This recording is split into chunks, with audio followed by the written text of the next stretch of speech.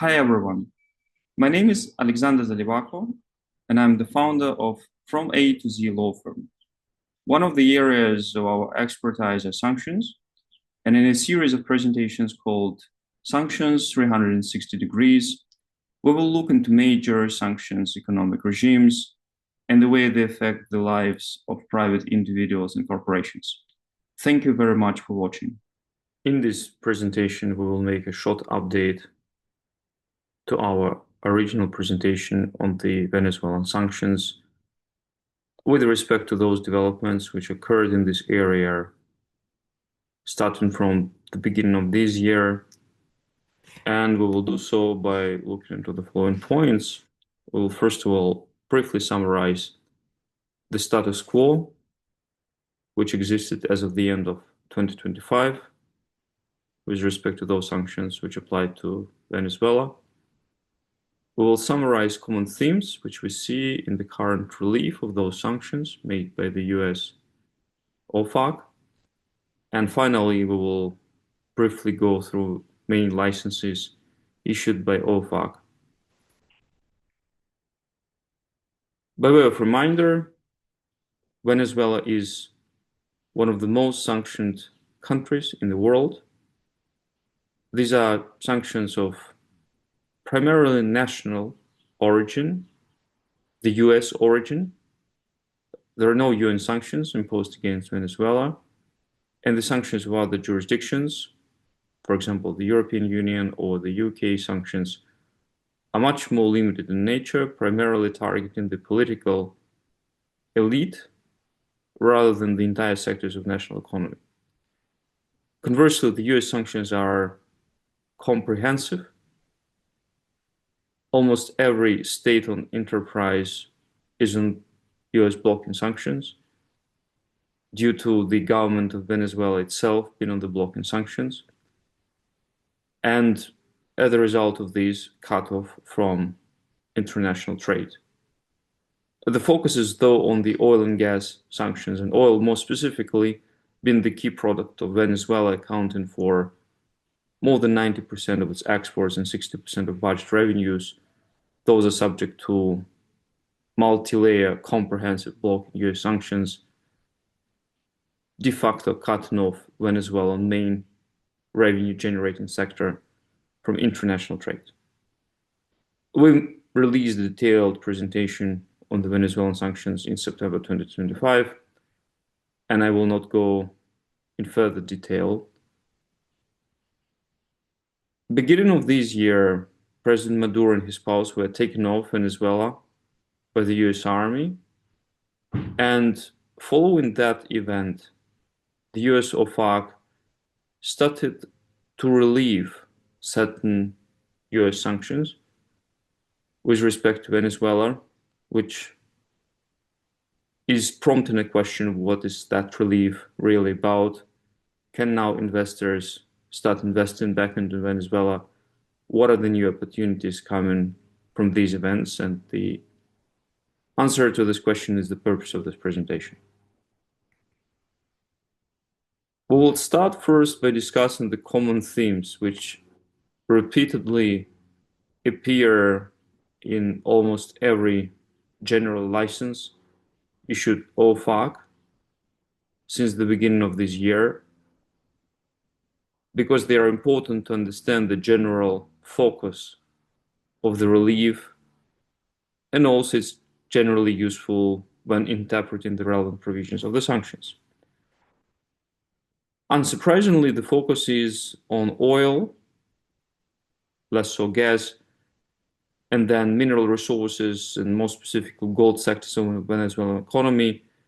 That's unsurprising given the importance of oil sector, which is by far the most important sector of national economy, and then the second sector being the gold production. This relief is granted by general licenses of OFAC, which have been released periodically since the beginning of this year. It's important to note that it's a very narrowly and specifically drafted relief. There is no broad relief, which would say in general terms that every investor can invest in the Venezuelan sector. No, each of these general licenses sets out pretty strict conditions when these investments will be permitted, who may invest, who may not invest. There are clarifications issued by OFAC, which add some substance to these licenses. So it's a pretty narrowly drafted exemptions, and applying them to each specific case requires careful analysis of the wording of the relevant license. One should not assume that the overall purpose here is to open up Venezuela. No, what is happening is a very tightly and specifically formulated areas which are permitted, and in general terms, in the view of the US administration, should remain under the US control. One of these restrictions which commonly appears within the permitted areas is the requirement that any payment due to Venezuela, being the government of Venezuela, PDVSA, being the state-owned oil company controlling both the extraction of oil, the refinery of products, as well as the export of oil in Venezuela. So in essence, the company controlling the oil sector of Venezuela, as well as to any other entity which is now subject to relief. So all these type of payments, as a general matter, need to be paid to the US-based account, which is operated by the US administration, and where the money in general terms are not available for Venezuela. So that's the first restriction, an important restriction, because it's important to understand that although there is relief granted, the US want to control any type of financial resources which will be due to Venezuela in connection with the permitted transactions. There are very limited exemptions from this requirement related to the payment of local taxes and charges. So, for example, the relief granted to the air transportation allows you to pay airport charges or other taxes of that type and nature. But these are marginal small taxes which would be impossible to administer by the US administration. All the large payments due for Venezuela for the supply of oil, refinery products, royalties, exploration rights, these type of payments, as a general matter, need to remain in the United States to the extent a person would like to take advantage of those general licenses which were issued by OFAC. Second point is that, and that's somehow linked to the wish of the US administration to collect and control the cash due to Venezuela, is a prohibition to have alternative forms of compensation, of settlement, meaning debt swaps. For example, multiple loans were advanced to Venezuela by Russian oil companies or Chinese oil companies. Many of those debts have not been repaid.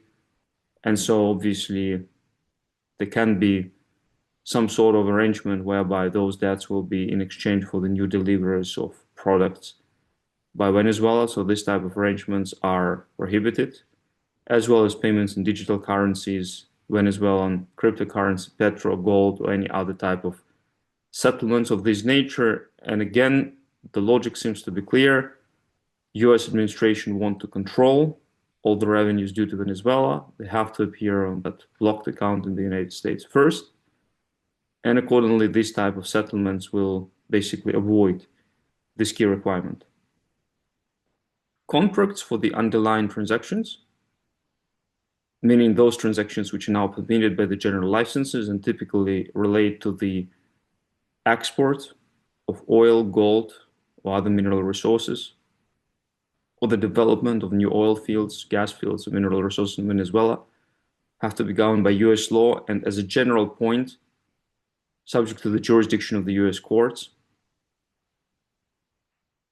Similarly, generally in each of those permitted areas, the presence, direct or indirect through subsidiaries, intermediaries, or any other this type of arrangement of the Chinese, Russian, Iranian, and North Korean companies and persons is not permitted. except for limited and specifically discussed exemptions. So by way of example, it's permitted to export crude to China, but this has to be done through the US intermediary. So again, the US want to control the flow of money in the first place, trade in the second place, and that would be one of the exemptions to this general rule. A final consideration is that all the exemptions granted do not provide for unblocking of blocked Venezuelan property within the United States or use of blocked vessels. There are very substantial properties, assets of Venezuela and the United States, most notably the cluster of refineries operated by Citgo in the United States, but there is also certainly blocked funds on the accounts of the US Central Bank, as well as most notably gold blocked outside of the US and the UK. So that's an important point, that the relief granted so far has no effect on the blocked property. So we'll now look at the general licenses. They started being issued shortly after the beginning of the year. And originally the licenses were drafted with the view of the US persons, US goods, and the US technologies, which gave a legitimate point that the US administration, in essence, want to link any permitted activities to the US and the US market, US production, and in essence, cut off the representatives of other jurisdictions, the European Union, but as well as Japan and South Korea from the local market. Certainly, even more so the jurisdictions which are not the traditional allies of the US, being Russia and China. OFAC issued certain clarifications which allowed to conclude that the goal was presumably not as straightforward as just summarized, because OFAC in essence stated that the third-party players will not be penalized for engagement in the same type of transactions as the US operators are permitted to engage in. There are many carve-outs to this sort of statement. First of all, if that was the intention, why not to draft the license in general terms? And we will see that some of the licenses are drafted, take into account the interests of, for example, the European investors in Venezuela. A second point is that to the extent the license permits the export of, for example, US dilutants to Venezuela, that certainly cannot be interpreted as permitting the export of any kind of dilutants. So that's narrowly drafted license and doesn't go outside of the US. Same applies to technology-related licenses. So there is certainly a doubt as to the real purpose for why the licenses were drafted in the way they were drafted, and there is certainly a chilling effect generally on the market, on the operators, to rely on the clarificatory guidance of OFAC as opposed to the clear wording of the licenses. So license 46, which was the first license issued, permitted US companies to, in essence, export existing oil from Venezuela for the purpose of refining this oil in the United States, or the on sale to third-party jurisdictions, like I mentioned, China. Certainly all those restrictions which we earlier discussed apply here. That has to be done under the US law governed contract, subject to US law. No Chinese, Russian, North Korean, or Iranian elements have to be involved in any original or subsequent transactions. Money, most importantly, have to come to the US blocked account.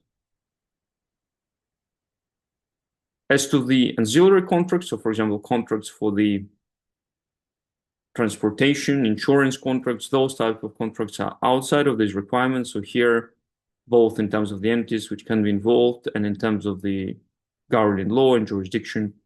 There is more flexibility. This is not directly related, certainly, to the dealing in oil, which is prohibited, and accordingly is outside of the scope of the requirements which you just mentioned. This license followed by license 47, which specifically permitted the sale of diluents to Venezuela, which is a critical point for the export of Venezuelan crude. Venezuela has the highest oil reserves in the world, so higher than Saudi Arabia, for example, or Russia. Nevertheless, the oil is very specific in the country. It's primarily based in the Orinoco region, where it's a very heavy oil, which has to be purified with the lighter oil with a view to make it commercially viable. So accordingly, diluents play a very important role both in the extraction of oil and the subsequent commercial sale of oil, and the export is not permitted to Venezuela, but as I mentioned, the license is drafted in a way that only the US diluents are permitted for the exports. Further licenses were issued in February. They related to dealing with the national operator of the airports of Venezuela, permitting in essence businessmen and other commercial representatives to fly in and outside of the country, as well as to make the payments to the state-owned operator, which for the reasons I explained was under US blockade sanctions, and accordingly payments were in effect prohibited. It's a technical type of license, which certainly was important to allow the commercial dealings with the country. Followed by license 48, which permitted to export technologies necessary for the production of oil and gas sectors.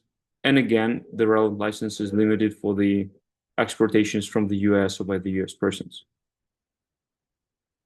Important license for those companies which have invested in Venezuela prior to the imposition of substantial US blocking sanctions. And among those investors were, of course, big oil companies, not just from the United States, but also from Europe. BP, Eni, Repsol, and Shell were substantial investors in Venezuela.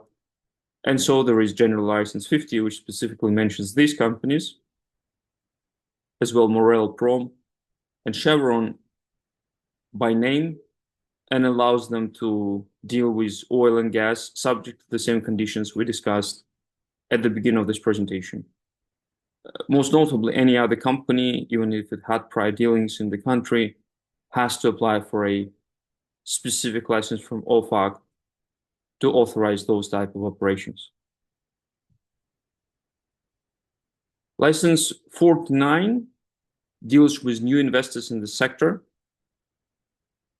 As I mentioned, all the licenses we've discussed so far deal with exportation, in essence, of oil and those actions which are necessary for that exports, rather than the development of the new projects and newer investments. 49 license is the one which allows the new projects to start, but that's not a complete license.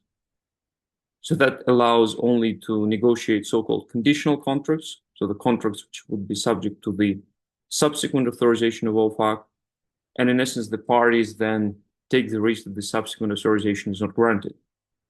So all what is permitted at this moment of time is to engage in preliminary talks and preliminary engagements, and any real engagement in terms of completion of the contracts would require a separate individual license from OFAC. Finally, in addition to oil sector, similar relaxation was also granted to another important sector of Venezuelan economy, being gold, which is again concentrated in the hands of a national mineral extraction company, which is abridged by the name of Minerven, which in essence is the mining company of Venezuela. And in essence, very similar type of relief is granted, namely the extraction of gold and the sale of gold and other mineral resources, as well as the provision of technologies is permitted when dealing with this country or the government of Venezuela on the same conditions which we have discussed. Last license specifically singles out PDVSA.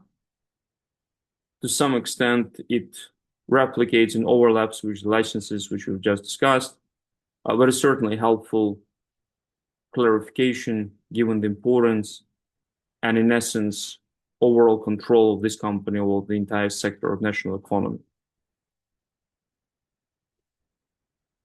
I trust that you found this presentation useful, and I hope to see you during my next presentations. Thank you very much for watching.